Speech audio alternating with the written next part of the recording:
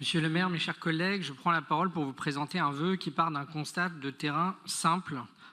Dans nos arrondissements, des places de stationnement ont été rétrécies à un point tel que de nombreux véhicules, pas forcément toujours très longs, mais de plus en plus larges, en particulier les véhicules électriques familiaux, les utilitaires ou les véhicules de professionnels, ne peuvent plus s'y garer sans empiéter sur le trottoir.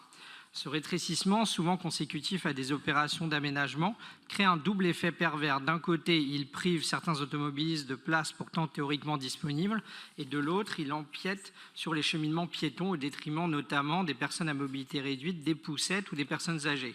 Nous ne remettons pas en cause la nécessité de rééquilibrer les usages de l'espace public, mais encore faut-il que les choix d'aménagement soient réalistes et compatibles avec les usages actuels.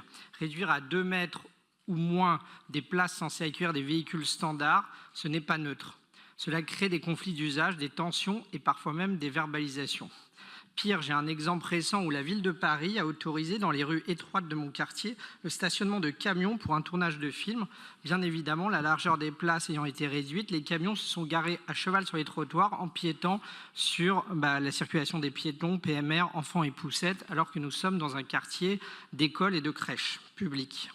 La largeur des places est-elle vérifiée d'ailleurs lorsque vous donnez les autorisations? Ça, c'est une question que je pose.